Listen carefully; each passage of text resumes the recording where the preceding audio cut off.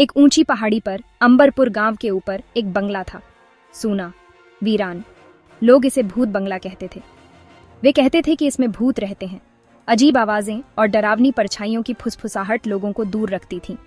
बंगला बरसों से खाली था। एक अमीर परिवार वहां रहता था, लेकिन वे गायब हो गए।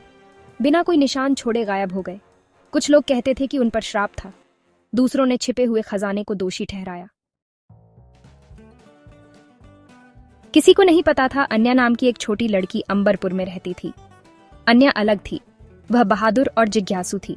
उसे रोमांच पसंद था। बंगले की कहानियों ने उसे मोहित कर लिया। उसे भूतों पर विश्वास नहीं था। उसने सच्चाई का पता लगाने का फैसला किया। एक अंधेरी रात अन्या ने बंगले में घुसने का फैसला किया। वह रहस्य सुलझाने के लिए दृढ़ थी। पुराने लोहे के दरवाजे चरमराते हुए खुल गए। अन्या अंदर चली गई। हवा धूल और सड़ांत से भरी थी। हर कोने से मकड़ी के जाले लटके हुए थे। अन्या की अपनी धड़कन की आवाज के अलावा सन्नाटा छाया हुआ था। अचानक उसने एक आवाज सुनी, एक धीमी फुसफुसाहट। अन्या ठिठक गई। उसने ध्यान से सुना। फुसफुसाहट फिर आई। ऐसा लग रहा था कि यह ऊपर से आ रही है।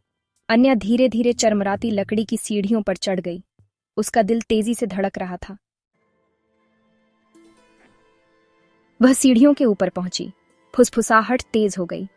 अन्या ने आवाज का पीछा करते हुए दालान के अंत में एक कमरे तक गई।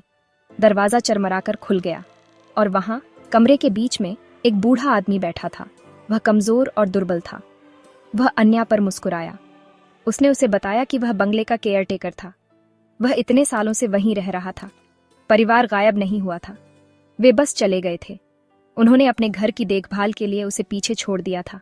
शोर, फुसफुसाहट सब टूटी खिड़कियों से हवा के सीटी बजाने से होती थी। अन्या को सच्चाई का एहसास हुआ। बंगला भूतिया नहीं था। ये बस पुराना और भुला हुआ था।